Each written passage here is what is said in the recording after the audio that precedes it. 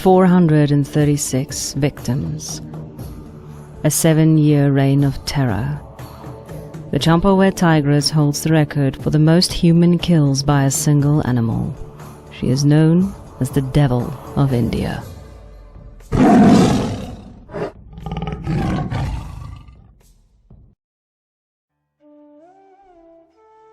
On a cool afternoon in 1907, a young girl, along with 2 other women from a small Indian village, went to a ravine to gather leaves for their fires and homes. The afternoon was pleasant, the humidity of the jungle cooled by the clouded skies. They were looking forward to a bout of rain. With baskets and knives in hand, they scrambled up the trees and quickly got to work, all the while chattering gossip between the thick leaves. After the young girl had gathered enough leaves for her home, she slid off the branch feet first, and immediately screamed in terror when a tiger slammed its paw into her foot.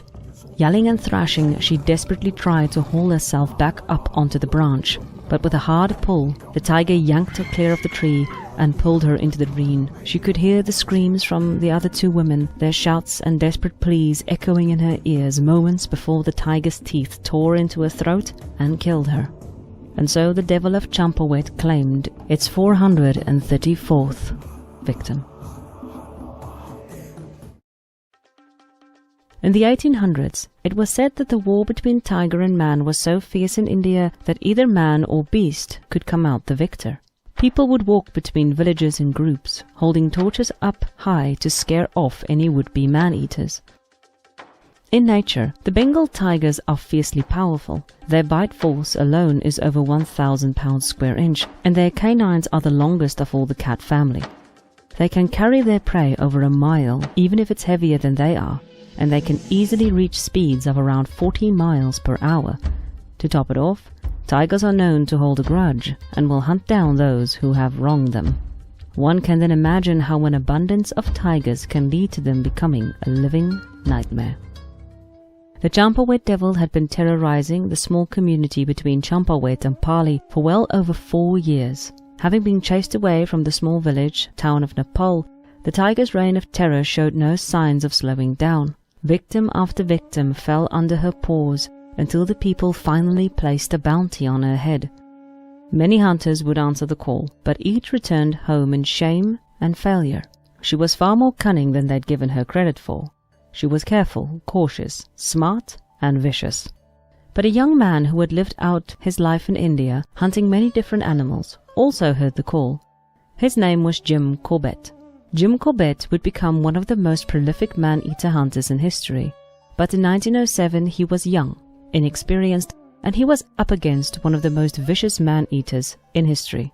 When they summoned him, Jim Corbett immediately asked for the price on the tiger's head to be removed. Unlike many of his fellow hunters, he did not see the tiger as a crazed monster, but rather as an animal desperate to survive. She needed to be stopped, but he'd be damned if he did so for the sake of money. For 4 days he travelled through the hot jungles until he came upon the village of Pali, where he found the small town in disarray. The square was filthy, and there wasn't a soul in sight. Spotting movement in the huts, he settled in the town square, started a fire, and decided to wait. Soon enough, pale-faced, terrified villagers trickled out of their homes. They told him they'd been hiding in their homes for 4 days to escape the tiger, to escape the devil. The tiger had stalked the road between Pali and Champawat for the whole week, roaring loudly in the night, waiting for new prey. But they refused to even budge an inch. Now they were running out of food. Realizing their dire straits, Corbett immediately got to work. He took a man with him and headed to the ravine where the poor girl had been killed. He found the pug marks, or tracks of the tiger, and quickly ascertained that they were dealing with an older female, well past her prime. All remains they found of the girl were a few scraps of bone, which they took back to the village to be cremated.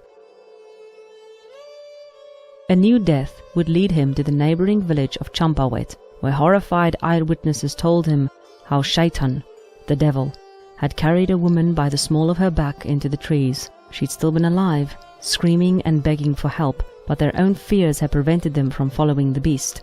Corbett would also meet a poor woman on the far outskirts of town who'd been struck dumb when the tiger had attacked and killed her sister months prior. The mute woman had chased after the tiger, begging the animal to take her instead, but the tiger had paid her no heed. and had disappeared into the bushes. Corbett gathered as much information as he could about the tigress, but this information was only helpful so far. He needed a strong lead. He needed a fresh sighting. While Corbett was speaking to the head of the village, a young man came running up to him, breathless and scared witless. The devil had struck again. Grabbing his rifle, Corbett set out into the jungle to find the tiger and hopefully end her reign of terror. He tracked her through the thick bush to a rocky area nestled in a gorge. The sweltering heat made it difficult to breathe in the thick foliage, but Corbett couldn't afford to let his guard down for a moment. He could hear the tiger shift and move, see her just beyond his vision, staying just out of sight, beginning to stalk him. He could feel the terror and excitement rising within him. If she pounced, the chances that he could fire quick enough was slim to none. This was her territory. As the sun began its slow dip, Corbett knew that in the dark he stood absolutely no chance against her, so he started back to the village to start work on his new plan. If he pursued her in her own territory, he would be at a disadvantage and in great danger. So he would just have to force her into an area where he could get a clear shot. Early the next day, he stationed the villagers on the crest of a hill opposite another hill. At the bottom of the hill was a wide ravine. On his signal, he told the villagers to make as much noise as possible to flush her out and force her into the open. The plan was to set up a position on the neighboring hill and shoot her once she came into view. But the villagers were perhaps a little too eager. At a staggering 150 yards away from his hoped position, the villagers started making an indecent amount of noise. Corbett ran as hard as he could over the uneven terrain, almost breaking his neck. Above him on the other side of the ravine, the cacophony of guns, pots, pans and screams swelled over the hill. He hit the ground, settling in the tall grass, praying he hadn't missed her. All he could hear was the continuous roar of sound and cacophony, and he felt his heart sink. Then she appeared. Old yet majestic, she trotted through the underbrush, her eyes wide and ears pinned back at the ruckus. Wasting no time, Corbett took aim and fired. The bullet hit her rump. She snarled and took off. Taking aim again, he was unlucky to land his second shot just behind her as she slipped up a rock. Cursing his bad luck, he set off after her into the foliage. Above him, cheers roared in the ravine, and he prayed that the people would stay put for the time being. He found the tigress standing on a rock, her body tired and eyes glazed, but upon seeing him she fell low to the ground, her teeth flashing as a quick warning. He stood his ground, and she snapped into a charge. Corbett fired a third time, this time clipping her in an outstretched paw, which was ready to crush his skull. She collapsed and crawled up and away, to finally collapse on a stone outcrop and died. Corbett crawled up the stone outcrop and knelt next to her, and instantly his heart broke. Her jaw, completely shattered on top and below, was a cry against humanity. A foolish hunter who had wounded her years ago and had not had the decency to finish the job. The bullet had completely crippled her. She must have been in extreme pain for most of these years, and in her desperate need for food, she had attacked and killed villagers. Shaitan! Shaitan! The word carried up and over the ravine, and before he knew it, the villagers were upon him, demanding that she be handed over so that they could hack her to pieces. Each of these men had suffered from this tigress in one way or another. Corbett could not blame them for their anger, but he could not allow them to hack her to pieces.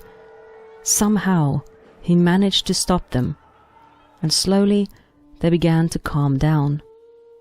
When he did finally hand her over, they carried her down the rock with reverence. The reign of terror had finally come to an end. The tigress would be taken from village to village to prove to all the people that the devil had been slain. Corbett would eventually skin her and take the pelt with him as a trophy, but not before making one final stop.